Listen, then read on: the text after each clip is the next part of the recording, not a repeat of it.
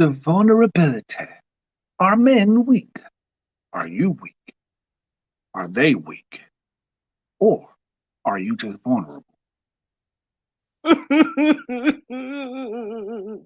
Tune in to the next episode of Dragon Ball Z for those answers. Do you need a shoulder to cry on? Well, that's exactly why God brought you here.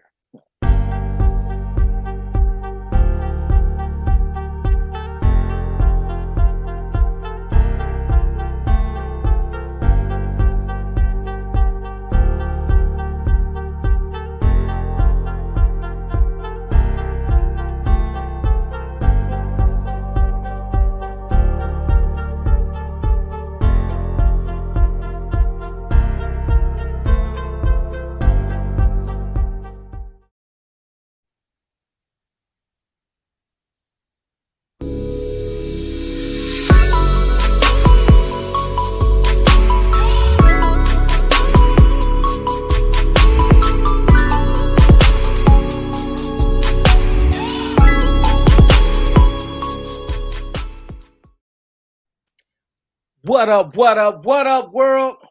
Hope y'all doing well. Welcome to this fellowship right here. You know what I'm saying? The doors are open, the table, you know what I'm saying, is being laid.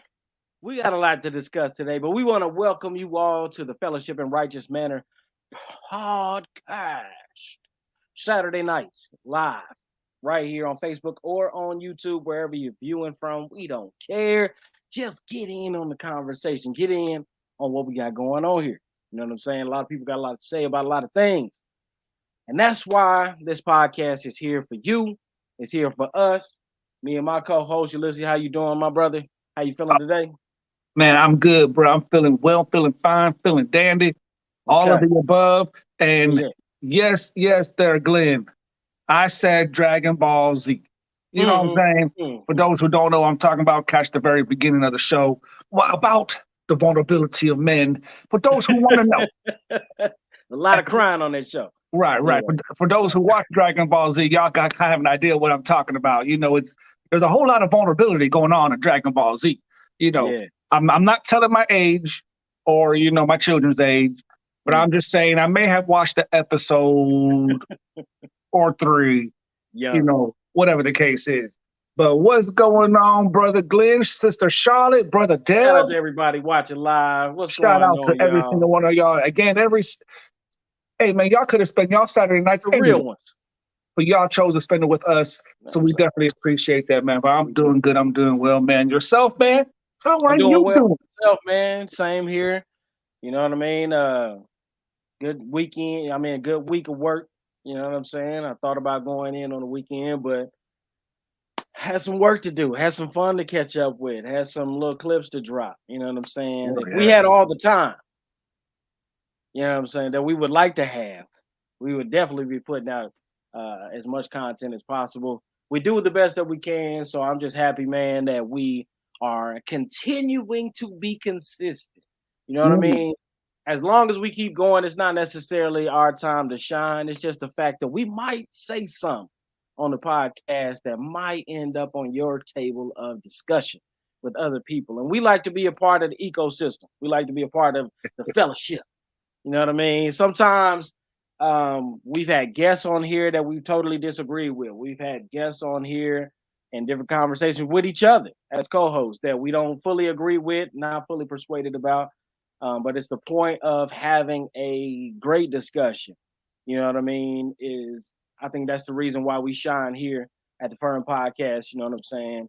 And we want you guys to participate at all times. If you don't know, you know what I mean? Sometimes we go back and forth with the comment section. You know what I mean? We go back and forth with our live viewers. We're not scared. You know what I mean? Yeah, they're just not a comment. They real people out there that want to talk live at this moment. You know what I mean? And we enjoy that. So it's exciting to be able to bring different views, different ideas, sometimes to get validation by something that you may have thought it was just an opinion, maybe a personal moral or ethic that you was carrying with you. But here you found others who share your crazy. Because they say we all crazy in the world, but I'm just trying to maintain, brother. Doing well, having a good time. I do have one bone to pick.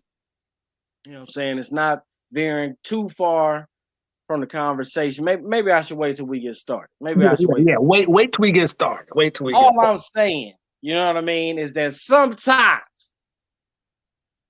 you know, people ain't your face value is not what it's worth. And then I'm gonna say what I gotta say because I don't even know how else to spin into it, other than to welcome you all to the F.I.R.M podcast. Be released from that anger, resentment, and bitterness. You know, that's evident. Our context on it, and it kind of changed the definition. Convinced himself that he's sufficient for himself. I love discipleship. Why I love mentoring. The us and the us and them is ever growing. Facebook posts, Instagram posts, just another way of connecting with people. Saturday, 9 p.m. Eastern Standard Time for another great conversation of F.I.R.M podcast.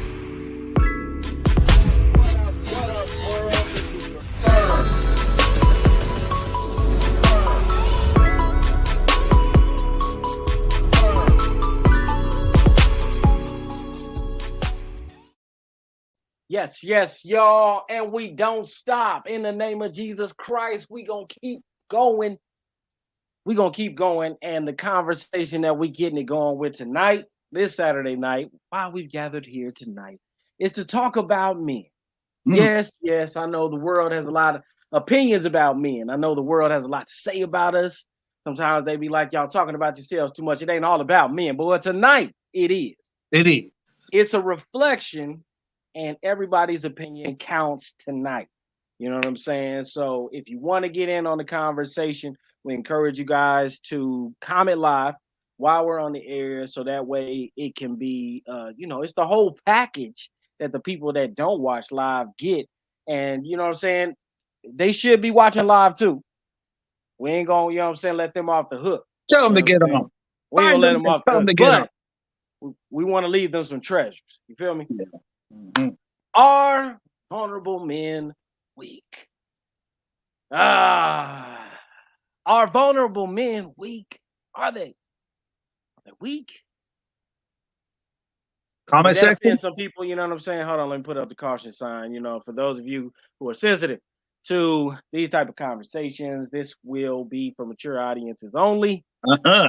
This is for the maturity. It's for your growth. And if you're not mature, we hope that you grow in this conversation. But the question is, Ulysses, are vulnerable men weak? Are they little puny little? What they call them now out there? They went from alpha male to beta male to what is it? It's some other stuff now. Zebras. I don't know. I'm trying to go down that alphabet. The Z males. It's an alphabet for everybody. But comment section, let us know in the comment section how, what is your answer to this question? Are vulnerable men weak? It's a very good question, a very good conversation. We already have one that says the answer to the question is emphatically capitalized. Yeah. No. Why do you say that? Why? Don't just assume that, you know what I'm saying, everybody feels the same way. What's your case? Why would you say no? And Charlotte says Men of Steel and Velvet. Oh, that's a pretty good analogy. Charlotte hitting it with the poetry. You know what I'm saying? Yeah. Somebody felt good about that. High five, me too. I know. But anyways, what's the reason? But what's the reason why you feel like the answer is no? Because here's the thing about vulnerability. Yeah. Every woman, or at least most, let me say every, but most women want a man who can be vulnerable. All right. Right? But then as the caption states, what is that line? What is that boundary that sets it apart? Okay. I've counseled people and I've known people that were like, man, I just want my woman just to tell me that she loves me. He was being vulnerable. This is what the woman was saying about the man. No, what the man was saying. Yeah, what the man was saying. He wanted his woman to say. He wanted his woman to say, "I love you," and she just wouldn't, or wouldn't as often as she wouldn't. Oh, and he was like, "What? Why? Because I don't need my man to be weak." That was her response. He was opening up and saying, "Hey, I need words of. In other words, I need words of affirmation. I need to be told, hey, I love you, baby. I need to be told, baby, I desire you," or whatever the situation is. But the woman was like, no, because that makes him weak. That makes him weak. That makes him less of a man. Because at the end of the day, he is not. He's supposed to be the man of the house. He's supposed to be my protector. And as a protector, you're supposed to be strong. As a protector, you're supposed to man up. Supposed to do a lot of things. Supposed to. So Brenda said her answer was because her husband is sensitive and kind, but can be strong too. I hear you. Sensitive, kind, and strong. Glenn but said, where's the sensitivity showing up? How do you know he's sensitive? Glenn said meek or weak. Is that the question? Are vulnerable men meek or weak? I don't know. Break down meekness for him. Meekness is like meekness is essentially like the best example is that the horse is brittle, right? Where the horse is super strong. Okay. Horse is super strong. The horse can break whatever the case is, but the horse chooses not to. Being submissive. But it's a choice. It's like a gentle giant being submissive. I understand what you're saying. That's meekness. Weakness is more of a what? In contrast. Not having the strength, not being able to, not be able to handle the pressure, right? Because we look at the situation of the cultural perspective is a man is supposed to handle what comes his way. Supposed to. No doubt about it.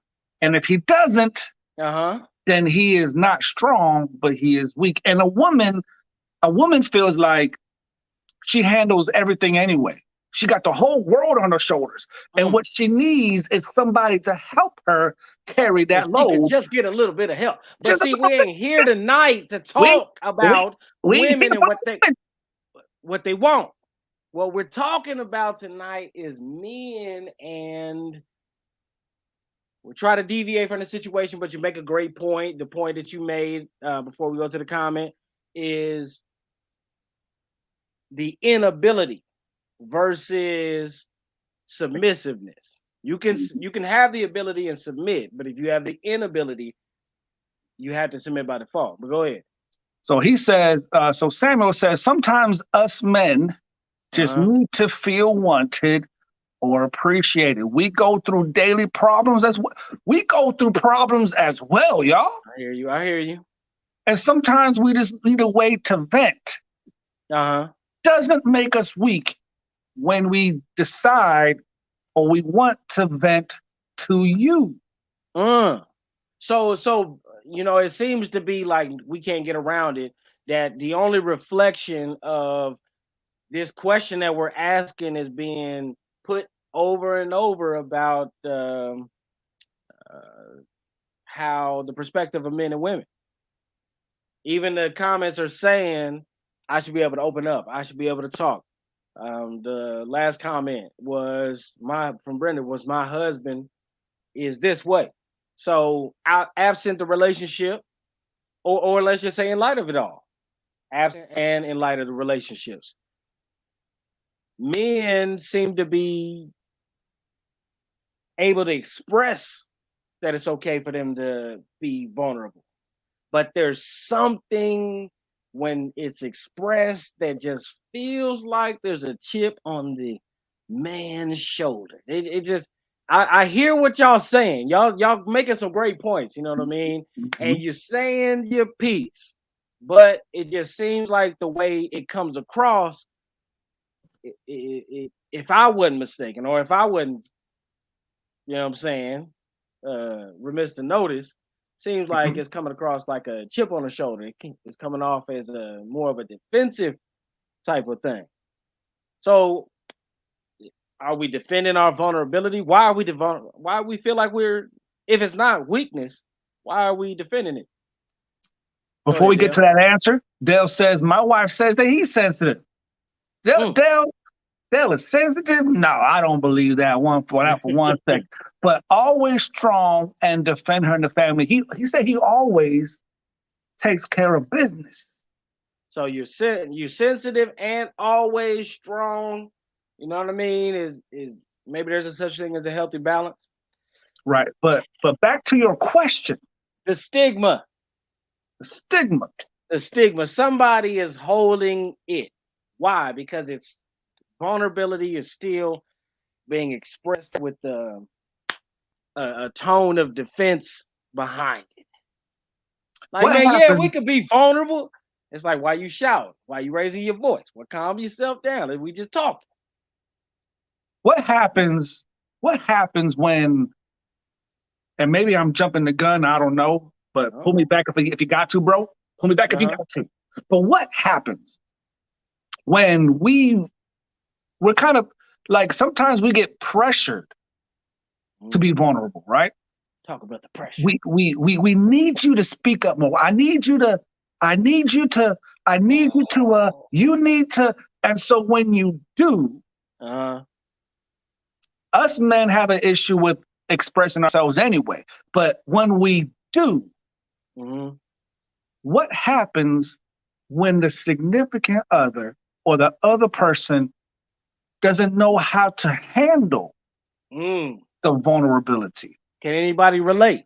Is there anybody out there who has an experience that you've been vulnerable and it wasn't reciprocated the way that you had hoped?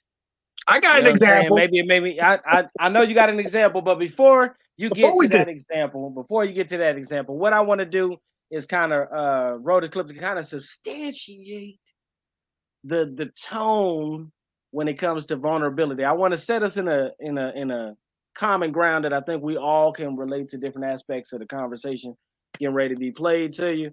But let's pay attention to this, and then we'll get more into the comment section and talk about this even more. Are men that are vulnerable? Now, I don't want to say that, because that you know, you could be beat down. Oh, I'm vulnerable. You gonna kick me when I'm down? That ain't what we're talking about. Are vulnerable men weak? Check out this clip. Talk about that word, vulnerable. Is it okay for a man to be vulnerable? Is it okay for a man to cry? It's okay. I said this on Twitter the other day. I said there's 3 times a man can cry.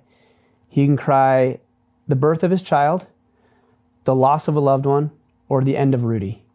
Those are the only 3 times a guy can cry. Look, men cry, all right? I cry. Like, I see a movie that inspires me or I get motivated about, I cry. Now, I'm not going to go bumbling around like an idiot because I got work to do. And sometimes crying isn't the appropriate response. And sometimes it is. Sometimes being vulnerable is not the appropriate response. You think about the word vulnerability, weakness. There's a time when a leader can't express vulnerability. He has to be strong. He has to be resolute because that's what the team requires of him. And then there's other situations with my wife. I can share things with my wife. But even with my wife, I don't talk with her in certain ways about everything. She knows everything about who I am, but there's certain ways I don't talk to her. What is she going to understand about running a business? I can talk with you about that. I can talk with you about the struggles and the pains and the adversities and the setbacks and the wins. Different than I would talk with her about that because she hasn't experienced that, but you have. Right? So there's a time and a place to express who it is you are and show your flaws and your weaknesses and your vulnerabilities. And there's a time not to. It's not always appropriate either. A lot of people don't seem to think that. They think, oh, men's always soft and always vulnerable and always able to cry, and anything other than that is just traditional gender roles. No, it just means that if I'm in a staff meeting and I'm feeling scared about a new project that we're investing in, I'm not going to cry in front of my staff. What kind of influence is that going to elicit in them? Are they going to be excited or nervous about it? So act appropriately is what I say.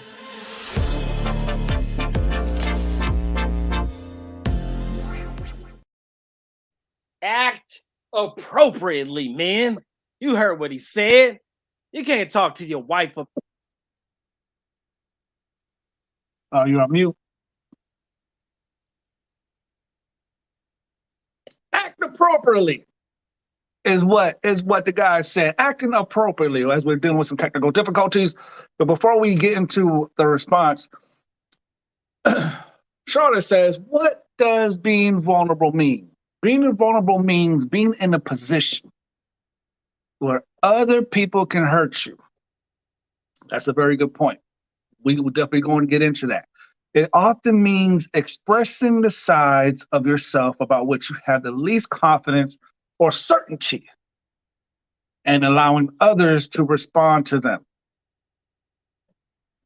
And then Dale wants to ask a personal question. Oh, no, you didn't, my good sir.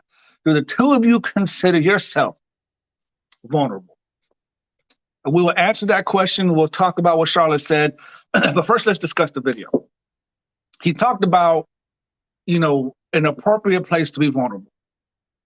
Is it appropriate to, as a man, to be in a business meeting, to be at a workplace and be crying? Probably not, right? Because people are going to look at you, well, at least that's the culture. The culture says if a man is crying, there's something wrong with him. Maybe he needs to go to get some therapy. Maybe he needs to take some pills to help with his emotions. So when you're dealing with, the workplace versus the home space, and then when you are vulnerable, when you start crying at home, do you get that same type of treatment? As a man, you're not supposed to cry, or the woman may not be saying nothing to you. She probably won't say nothing to you. However, she might be saying to herself,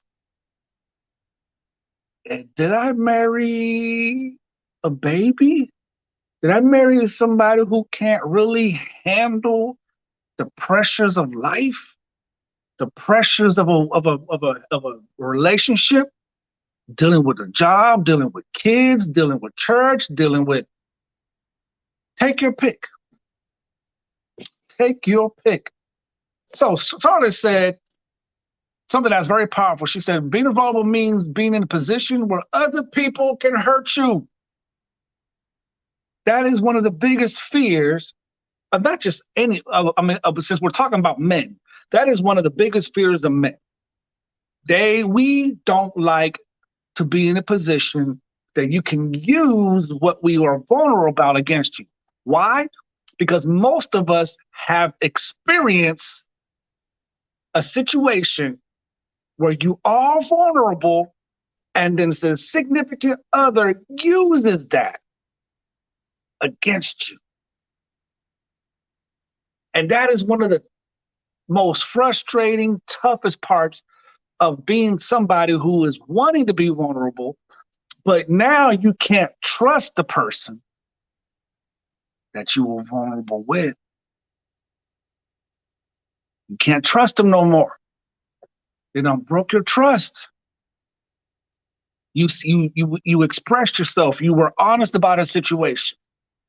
And then the next argument that y'all get into, the next, tough talk that y'all be embarking in, she uses it against you. And that is why men have a one of the reasons why men have a hard time of being vulnerable. Is your mic working, my good sir? It's getting there. Oh, right. That's what I'm talking about. But I wasn't going to disrupt you. You ain't supposed to say nothing. Oh, yeah. So I'll follow the conversation. Yeah. So it's tough. Great point. Dell said, Flavor, do you consider yourself vulnerable? Ulysses? How about Do I yourself? consider myself vulnerable? Do you consider yourself vulnerable, bro? You know, that's a very good question. I think you consider yourself vulnerable. Here's the thing. Here's the thing. I'm learning. I feel like I am a vulnerable person, but I'm learning when to be vulnerable. Because like literally, like, and Flavius knows this, and Flavius is the one that actually made this connect. Because I was like, man, I just went through a divorce. So I was like, man, the next relationship I'm gonna jump into, I'm just gonna be honest, Flav, and I'm gonna be vulnerable. Tell them everything. Tell them everything. They gonna know everything. That way, the cards are on the table, and it's a healthy, it's a good motive, right? To just leave the cards on the table and let everything fall where they may. Fall where they may. However, they say, "Oh no." Hold on. However,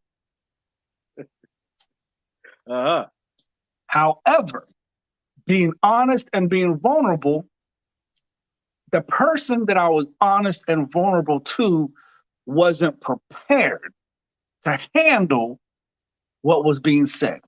So you had one of those experiences. I had one of those experiences. The part wasn't So I had a conversation with Flav about it. Like, bro, like, man, like, I thought I was doing the right thing. And Flavius, in his wisdom and his godly counsel, he said, bro, that was your bad. That was your bad. That was your bad. He said, you got to choose how and when to be vulnerable. You're not obligated to share anything with anybody. And that was a tough pill to swallow, because I'm like, bro, I want to be open. I want to be honest. But the truth of the matter is, what I began to understand was that not everybody is capable of handling your vulnerability. That's true. That's true. And I answer the question like this. You know what I'm saying? As far as, you know, when you look up what vulnerability means, it's susceptible to physical or emotional attack or harm. Someone who is in danger, unprotected, unguarded, wide open, exposed, resistless, helpless, powerless.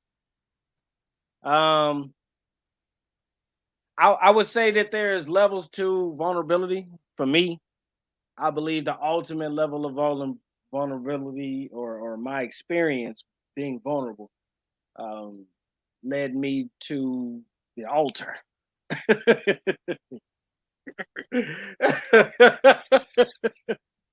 Led me straight to church. I was seeing everything. I was like, you know, everybody don't become a rapper. Some people go to church. You know what I'm saying? And they go through stuff. But I had to be told what my weakness was, because I'm strong in the mirror. I'm strong as far as I know, you know what I mean? My physicality and everything, and my mannerisms, my the way I carry myself. But with that being said, no. However, or along with that being said, choose your words carefully. Yes, sir. Yeah, because God had to tell me where I was weak. You know, even Jesus said the people in his time, they wouldn't have known that they had been in sin. They thought that they was good, but they wouldn't have known that they was weak in faith. You know, he used to say, "Oh, ye of little faith," talking about weak in faith. They didn't know what weakness was to God. So there was I believe there's a heavenly dictionary and a worldly dictionary. One to get you close. The other one is, got to be understood. Adam and Eve didn't understand that heavenly dictionary, because God said, "You'll surely die," and Satan said, "You won't surely die." So I just think that, terminology isn't what it's about. It's about understanding. So I don't feel like weakness before God is even a choice. He shows you. And so for me, am I vulnerable? I believe because of my faith, I have to be unguarded, unshielded. You ever read the Bible where it said turn the other cheek? Let somebody hit me with a rock and stick, that's gonna be the day. No matter how much I talk. Y'all remember that preacher that they had that clip running? It was viral. It was like a altar call, and the preacher was up there laying hands on everybody coming down the aisle, and somebody punched the preacher in the eye. Yeah. Yep. Sent them leaking back to the podium. You never know until you get in those situations, but I feel like it's safe for me to be unguarded. It's safe for me to be wide open. It's safe for me to be exposed.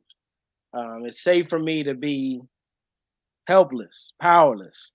The Bible says when you're weak in him, I'm strong. So I feel like because of my faith, it almost requires me to be vulnerable. And because God knew and didn't want to leave that to chance, I believe that those of us of faith are like the garden of heaven. We're seeded, we're pruned, we're cultivated in the ways that we're supposed to be. So I think I'm vulnerable by nature of my faith. But I have been taken advantage of. Y'all know that scripture that says, those that despitefully use you, make merchandise of you. I don't think some of y'all know what that means unless you live that. Unless you've been through it. You've never had someone make merchandise of you. It's all about your money. If you've never had somebody use you and don't even treat you right when they're using you. I know some of y'all be crying about all the people who I never saw it coming. They tricked me. You know what's worse? When somebody done got so far, so deep in your heart, so embedded and intertwined into your life that you just can't, for whatever reason, no matter what they do, stop helping them, and they just don't even treat you right. Every day they don't deserve it. You got to go in your prayer closet and be like, this must be the revelation of God. You know, when he helps and we don't be appreciative, he just keeps on giving. God's so faithful. I got to be faithful as his child. Oh, Lord, help me. But I'm about to have it up to here. We done been drove to our wits' end because of vulnerability. And I feel like the point I was trying to make earlier is that the consensus is more like the video that we just watched, where it's almost like, well, you can be vulnerable with a man, but you can't be vulnerable with your wife. You can be vulnerable with your wife, but not as much as being vulnerable with the businessman. You can be vulnerable with the businessman, but maybe not for the soldiers that you lead. Right. It's such a slippery slope, like wishy-washy, slippery slope. Absolutely. So let's get to the comment section, where we have Charlotte saying that just coming out doing this podcast is an act of vulnerability. It is. It is. We'll take that. All right, y'all heard what she said. William said that using our weakest to strengthen it. Doty coming in with the scriptures. We love when people come with the scriptures. Drop it. When I am weak, then I am strong. When I am weak, then I am strong. And Charlotte wanted to follow up by saying that the vulnerability, our vulnerability as a man, shows strength. Our vulnerability as men shows strength, shows our strength. So when we're vulnerable, that's proof. Is that the only proof? Some people act like that's the only proof that if you don't show yourself vulnerable, why don't you just cry? You're so hard. Can never just, take it. Everything just got to be so rigid, so logical, so by the book, block. I mean, why can't we just open up to one another? And here's the thing, like, because men think differently than women, right? A woman's mindset is this is when you should be vulnerable. Yeah. Like an example, like years ago, and I might have shared it before in the podcast, so I'm not going to get into the depth of it. But years ago, my parents went through 2 hurricanes, 4 and 5. I think it was the 2 category 5s in Puerto Rico. Mm-hmm. The last one that hit, we didn't hear from them for like 10 days. We didn't know if they was alive. We didn't know nothing. So, and I was told, hey, if I were you, by a woman, if I were you, I'll be crying. You just, like, you haven't cried? Like, it shows me that, like, almost like you don't care. And it's like, wait a minute, like, what happened to this? I need a man to be strong type of stuff. But the whole and point it's a of serious situation. It's a very serious situation. But here's the thing: the mindset, Go ahead. The mindset of one person is going to be different than yours. True. So the idea of vulnerability is dependent on the mindset of how I think the situation is, and do I really care what a group of people may think about me? Right. So it's a battle of the mindset. It's a mindset thing. People say it all the time. It sounds funny, but it's probably going to be in the next couple of years what everybody be saying. It's a mindset thing. Instead of like what we used to say, it'll be the evolution of what's in your heart. You know what I'm saying? We're saying the same thing, knowing that the heart is has no thinking faculties. It only pumps blood. It's an organ, but you know what we mean. Yeah, exactly. But I'm trying, you know what I'm saying? My sisters, you know what I'm saying, that are watching this F.I.R.M podcast. Y'all, I don't know if y'all have noticed, but I've been trying to keep the men off the women. But, you know, it's obviously getting ready to go there. And we're getting ready to go there in a fast way. Things getting ready to escalate real quick before we get out of here. Y'all know how we do. If you don't stay to the end, you're going to miss something. But before we get there, you know what I'm saying? Because this will be a continuation of what you were saying for the next clip that I got getting ready to run. Men, is it hard for men to be vulnerable with other men? Do you feel like when it comes to a man being because we're talking about the women, you can't be vulnerable, no woman. Man, get off their back. What about your homies? What about your circle? What about your friends that you know what I'm saying, are depending on and calling and talking about that woman with, or vice versa, women? What about your group of circle of women? When you're talking about whatever you're going through with the opposite sex or with a man, let me just say that, whatever your preference is, because it'd be on YouTube. But your own peer group, core group, do you find that it's hard to be vulnerable with them? You know what I'm saying? We're not going to get into that. I want y'all to answer that. That's another discussion for another time, because we got to get into this comment section, because y'all just can't stay off the ladies. So, ladies and gentlemen, we talk about all this stuff. I heard what y'all said. We've heard what y'all said. Yeah. It's been brought to the table. Everybody had their opinion. Men are, how they're not, how it's good. It's been so positive. Y'all being so encouraging. If there's a man out there struggling with vulnerability, believing that he's weak, I hope that you've been encouraged by everything so far. Now, it's one thing to say it. It's another thing that has been hinted at throughout the show. It's easy to say. It takes a lot of courage to do, but it's that reciprocation. It's the issue that we've been dancing all around it all night. The reciprocation has to do with what the vulnerability looks like. Yeesh. Have you ever seen a grown man cry? Huh? Well, watch this.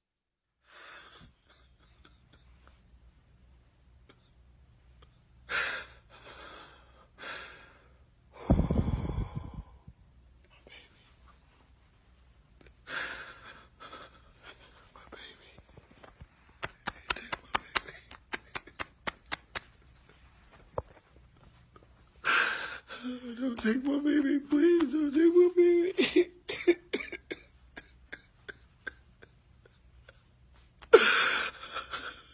Don't take my baby. Oh, this is all I got.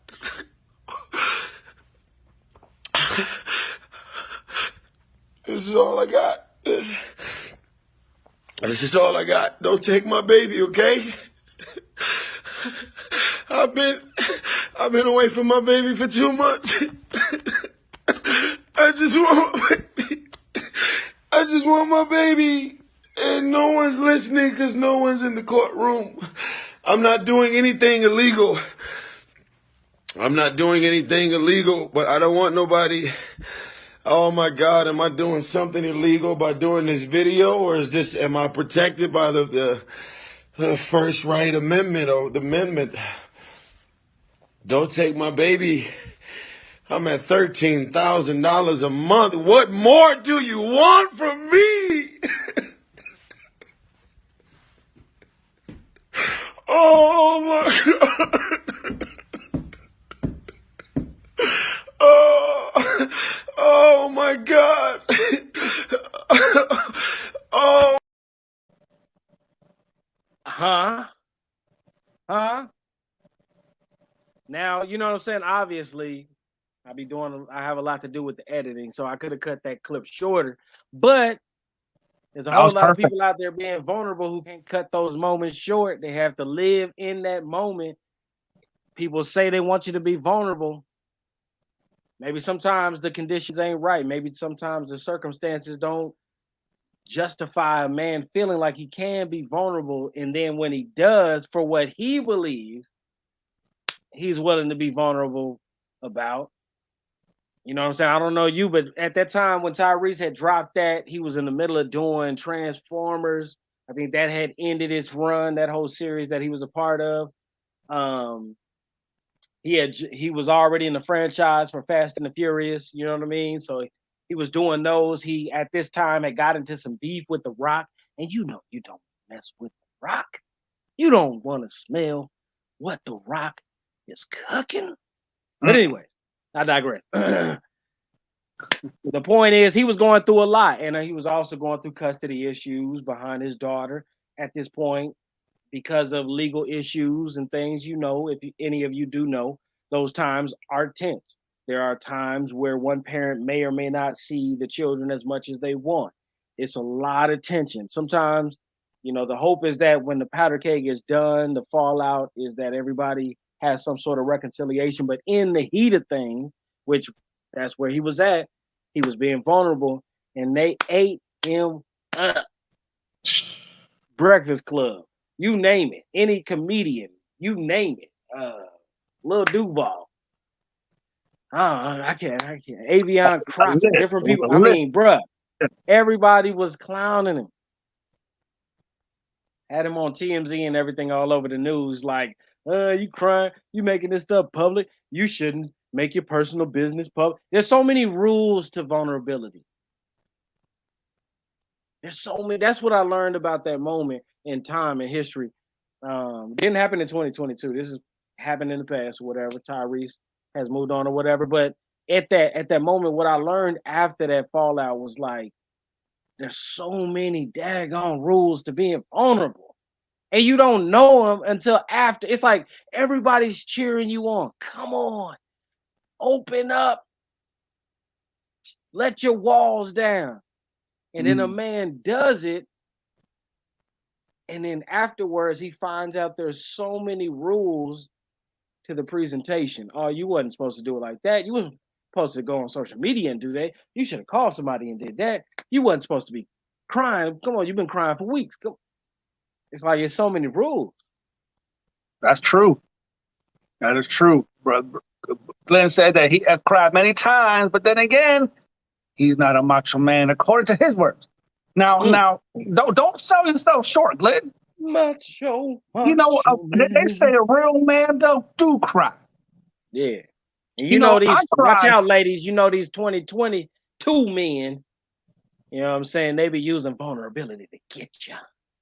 I would never say that about Brother Glenn. Obviously, nobody that's a part of this fellowship is like that. But I'm just saying, watch out. Nobody's that malicious or manipulative. Their way into your bank account. So but people are going through, all jokes aside, go ahead, comment. Yeah, Dodie says that when she went through her divorce, she had to go through a class. Whether someone gives money or not, a child shouldn't be taken away from his kids. Very, very good point. Very good point. I agree. I agree. Dale said, if Jesus wept, why can't I? That's all, bro. You speak for the congregation, my brother. You speak for the fellowship. All the men tapping their hands on the table right now.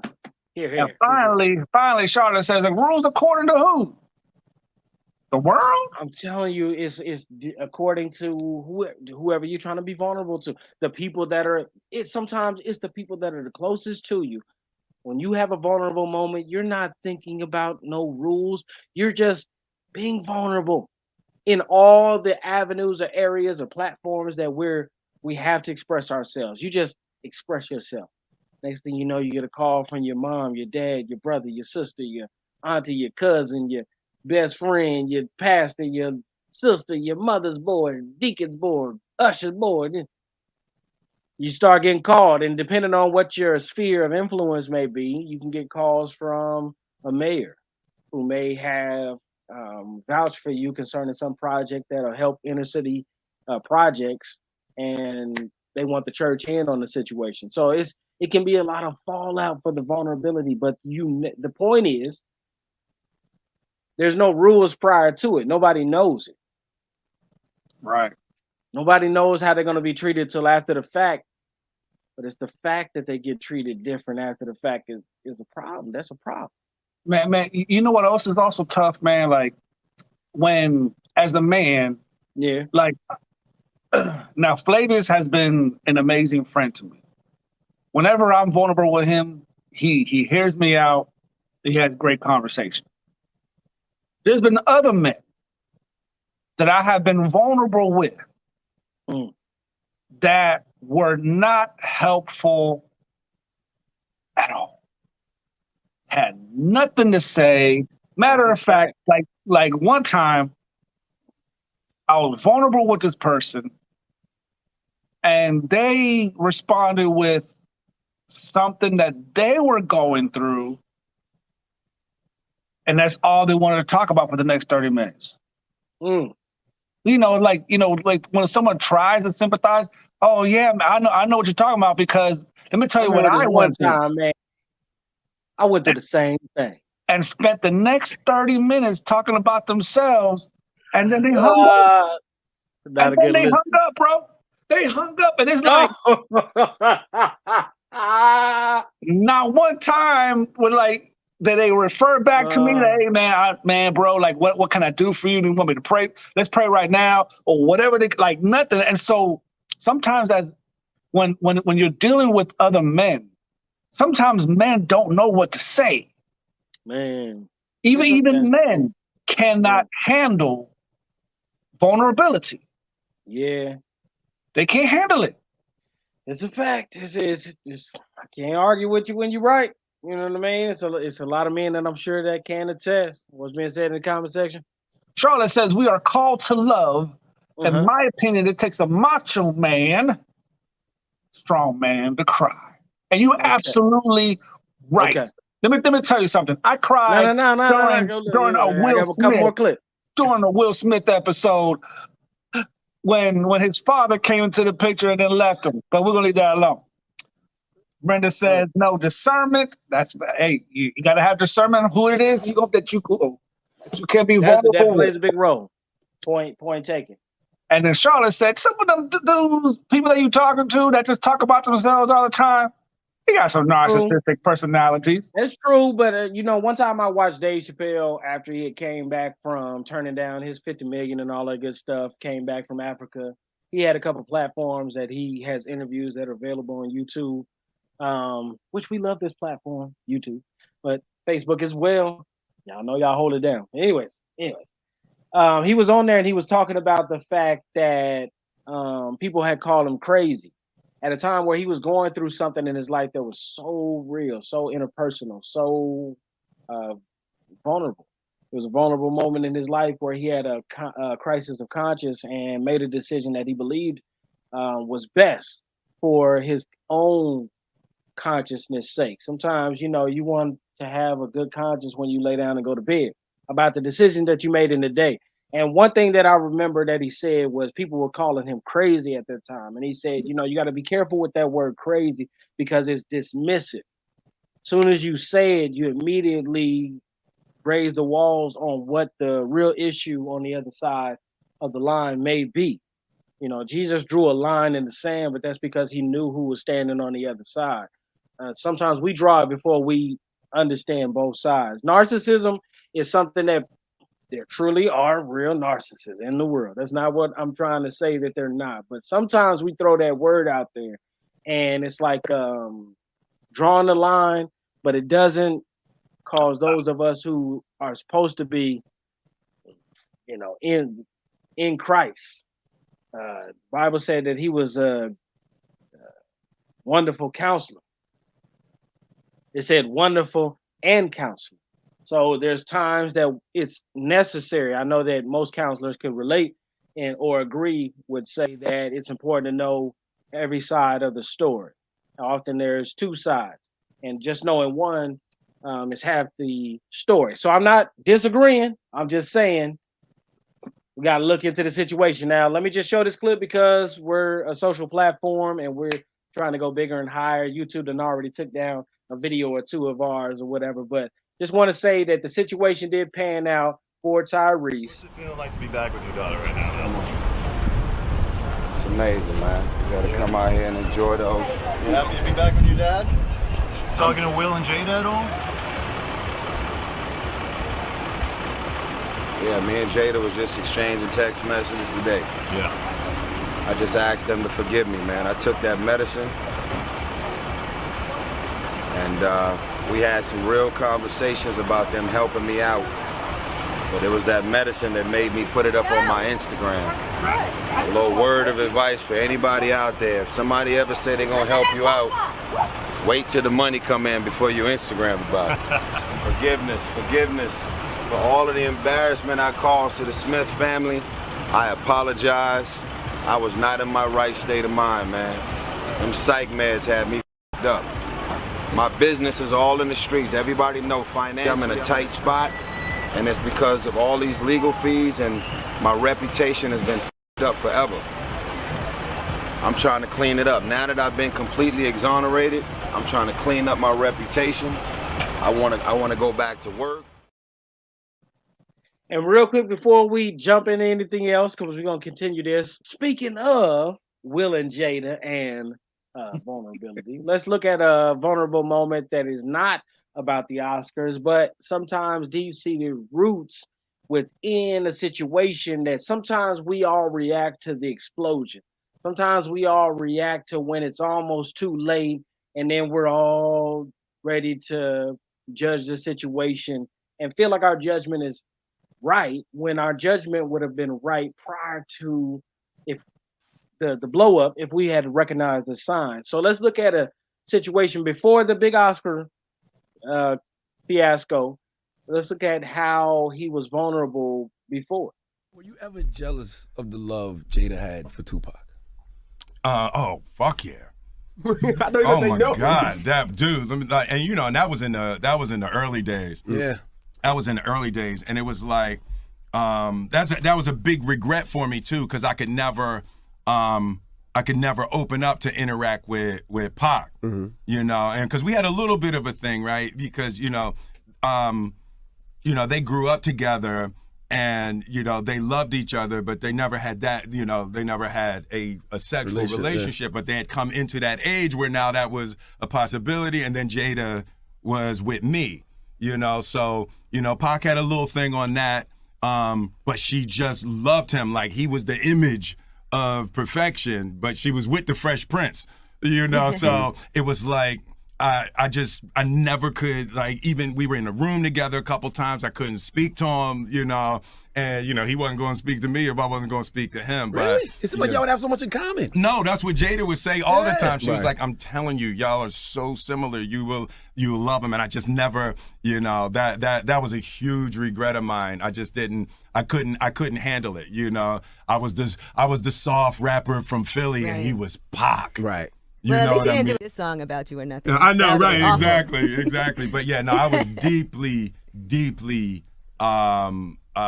insecure, and just I wasn't man enough to handle that relationship. So I gotta get over.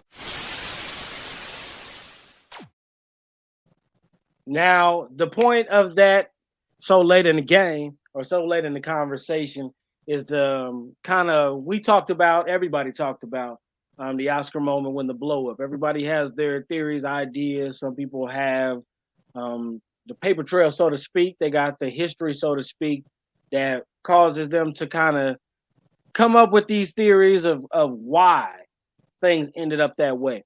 But a lot of times prior to blow-ups like that, there are some men, like y'all say, strong people. I don't think anybody would say Will Smith is a weak guy. We've all seen Will Smith cry. You know what I'm saying? Whether it's a movie and the way he does it so convincing, we are sure that he has something to cry about in real life. Either way, he had his vulnerable moment talking about a relationship that existed prior to him getting married to his wife. That relationship went into the marriage because I don't know if any of y'all know, but I do know. I was married, my previous marriage, to a woman whose baby daddy, child's father, had got murdered by one of the women. He had been physically abusing other women in the city, but he was good to this one girl. And she couldn't believe, because of the way he was with her, that anything that anybody else was saying was true about him. But one of the women who it actually was factually true about got fed up, and in defense of herself, she ended up stabbing him in the heart.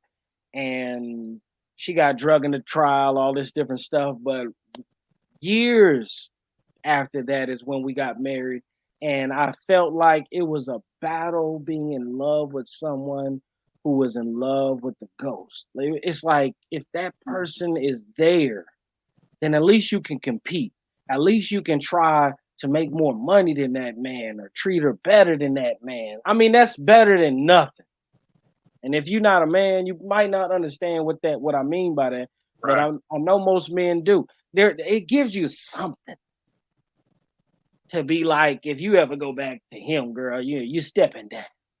Because you know what I'm saying? That's better than someone is in love with who passed away.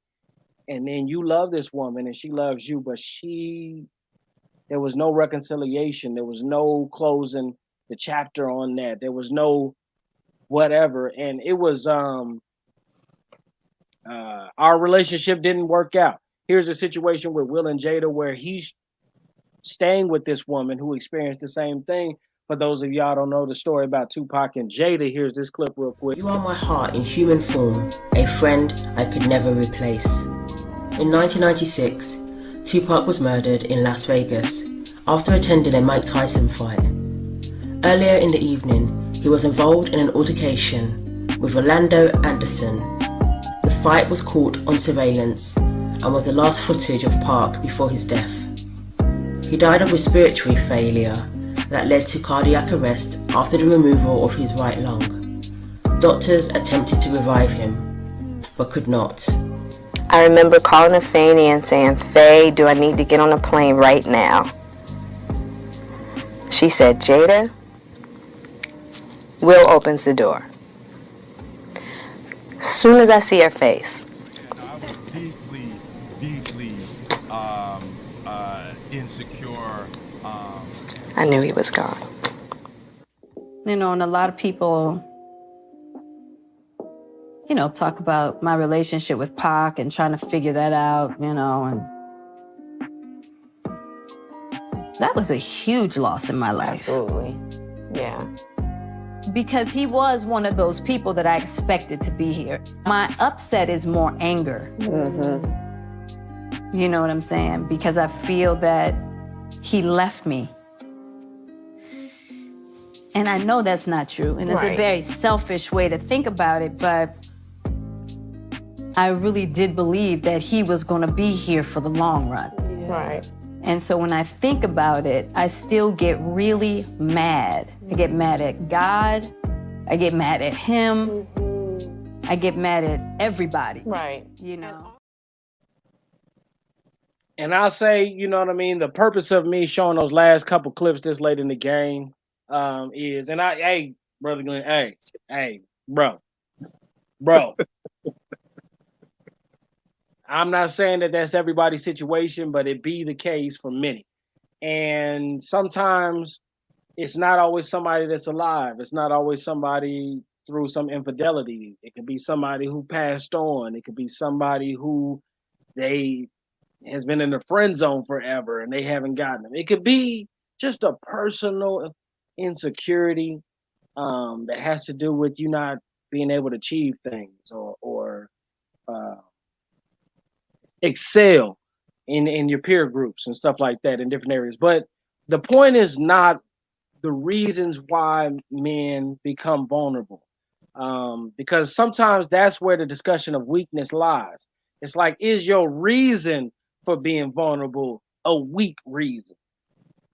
Because the truth is, most of y'all, right, as y'all have said, vulnerability is a sign of strength. It is more of a submissive thing other than the inability to be bold in the moment, be strong in the moment, be so strong in the moment that you can cry without being concerned about the crowd, that you can express to your closest friends what is going on in your life. And the hope is that out of 10 friends, maybe you'll have one that will listen and allow you to be vulnerable and not point out the purpose of your vulnerability or make that out to be weak. I think that's where most people miss in the conversation. And the whole purpose of a fellowship is that we get better in our peer groups, that we be the joint that supplies, that we be the light in the dark circle of friends or family or loved ones. And with that light, I think that it's important for us to consider the fact that a person doesn't like their reasoning for being vulnerable to be made to out to be a weak reason. It ain't good enough. Right. That's on one side of the spectrum. And then on the other side of the spectrum, I would say, or the other side of this conversation, I would also want to add that sometimes the Will Smith situation and then the Jada clip about her relationship with Tupac, it lays out very clearly that there are times where it's not about a person's insecurity. They have a real reason for why they've held on to something so long that you only find out when they're being vulnerable. Let's not judge people's reasons and why they're being vulnerable, because a lot of times it's valid. And when they're being vulnerable, that's the worst time to make them feel like less than, subtracted from, negative. That's the wrong time to if you don't have anything good to say, don't say nothing at all. Y'all remember that old rule, that old adage? That's the perfect time to apply that. If you don't have something to uplift, then just listen. But don't judge people's reasons for being vulnerable. And when they're vulnerable, put down your rules. When a person says, hey, I really, really need to talk, put your rules at the door and know that some people, like, if Jada is truly that in love, Tupac wrote a letter to this woman. Later on, if you do your research, Willow, the daughter of Will Smith and Jada, who was not born in Tupac's lifetime, wrote a letter to Tupac about her mother. Like one of those letters you stick in a bottle and throw it out in the sea and hope that it floats and gets to your loved one. He's dead and gone. But she wrote a letter saying, come back to my mother. Sometimes the internal things that are going on are weighing down on a man. It's the internal stuff. So in the moment of their vulnerability, don't make them feel weak. Don't get that in your mind. Don't separate the two. Sanctify the vulnerability from the weakness. You know what I'm saying? Separate it, set them apart. And I think that'll make us better. For other people, it'll make us better in our vulnerable moments. If this is something that we practice, then it's something that you can hope that gets reciprocated. The Bible says, treat others like you want to be treated. So if we start treating others like that, when they're vulnerable, don't dismiss why they're having this moment. It may be completely valid. They may be in love with someone else. That's tough. In that moment, pay attention. maybe if you just pay attention enough, there'll be some type of action that you'll take in the moment that may prevent them from later on having a moment. Like the Oscars. My dad used to always say, don't be riding in this car with me and let me go in this bank or let me go into this restaurant and I got a booger in my nose. He said, if you sit next to me, I can understand if you're sitting in the back seat.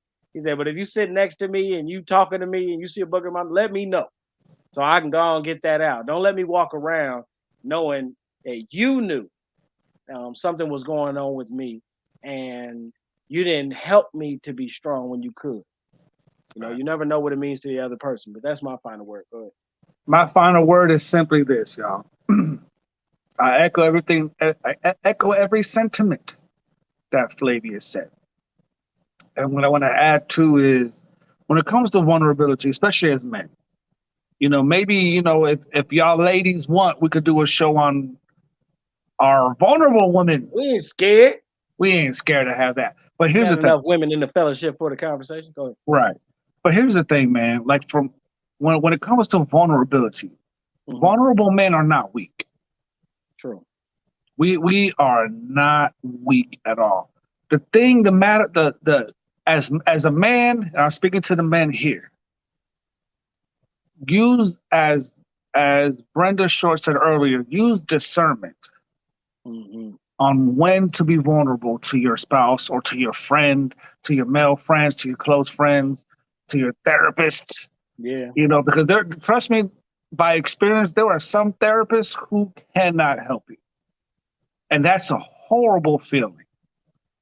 When they tell you, oh, there's nothing I can tell you or to help you with that. By experience. It's tough. It's tough being vulnerable. It's tough being open. It's tough. All that wonderful stuff. Right. Here's the thing. As a man, you have what Jesus declared, as Flavia said earlier, the Holy Spirit, the counselor, to guide you, to help you, to assist. God will send somebody in your path who can help. Somebody with wisdom, counsel, love, the whole nine, who will be a blessing to your life. But here's the thing. You have to reach out. You have to be willing to reach out. Be vulnerable again, man. Be vulnerable with the leading of the Spirit, and I promise you, where the Spirit will take you will bring freedom, will bring encouragement, will bring power in ways that you have never experienced before. Man. You know, and I'm just throwing a shameless plug. We here at the F.I.R.M, Ulysses and Flavius, we've been tested, we've been tried. But God has given us wisdom to help, wisdom to assist, wisdom to be able to help, to be able to speak into your life.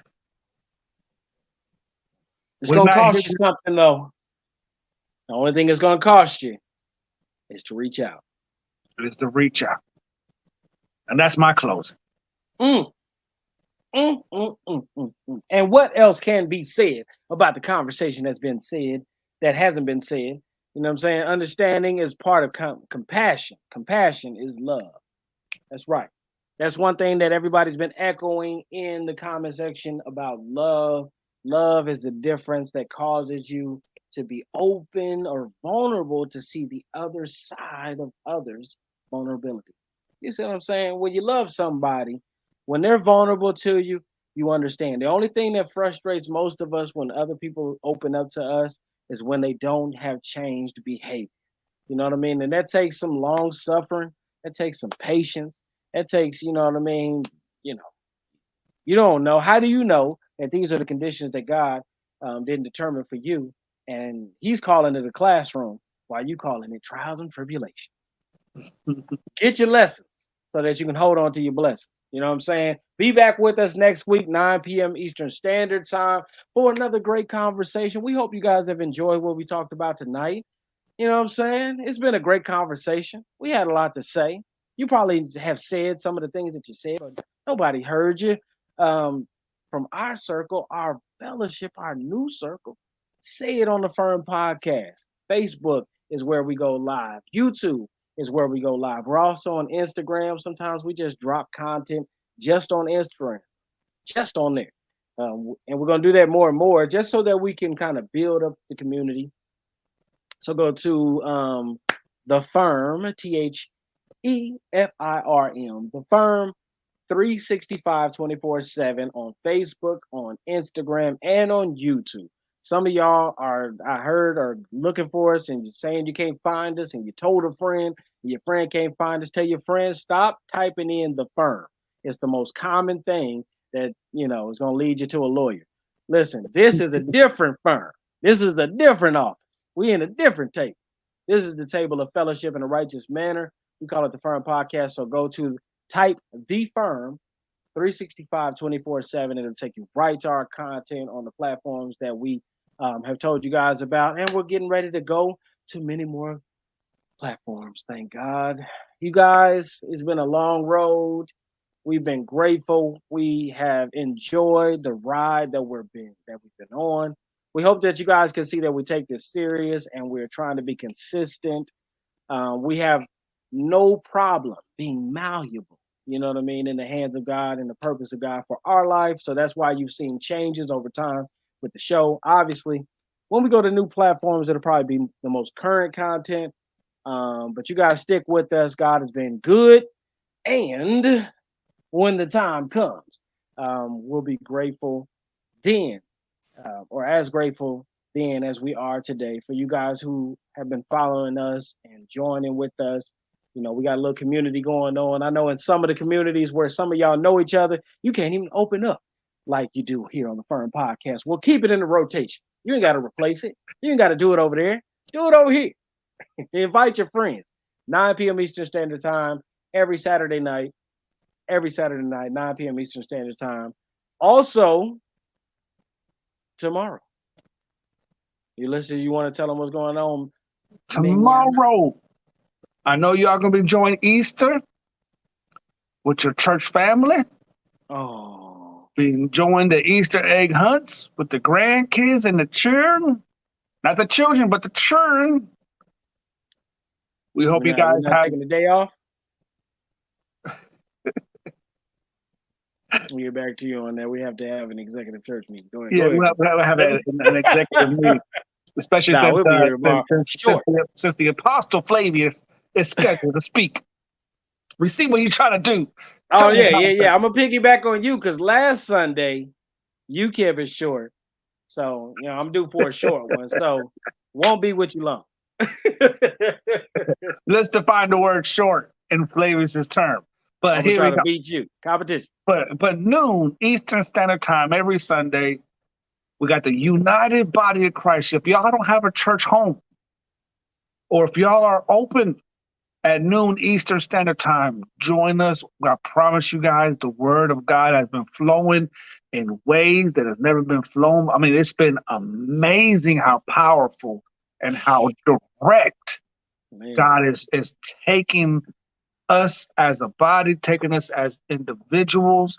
It is a powerful word every single time. And y'all's testimonies, you never know how somebody thinks you take something, but y'all's testimonies when it comes to the UBC, it's a denomination. There's a lot of churches, a lot of members, a lot of attendees, and it's growing by the will of God. But the testimonies that you guys have been sharing and pouring into myself, to my brother Ulysses, it's been, we can't stop.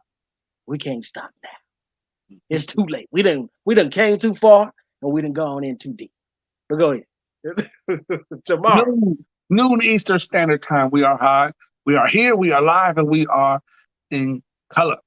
Amen. So outside of that same channel, at the F.I.R.M 365 24/7 on YouTube and on Facebook, we will be here. So with that being said, y'all, we want to thank you guys for your time. Thank you guys so much for your cooperation, for your insight, and for your conversation in the comment section. Y'all kept this thing flowing. Amazing. We appreciate it. Again, invite your friends. Let them know that we are here every weekend at 9 p.m. Eastern Standard Time on Saturdays and 12 noon Eastern on Sundays. We love you guys. We appreciate y'all. Till next time. What up, what up, what up, world? It's the F.I.R.M. Be released from that anger, resentment, and bitterness. You know, that's evident.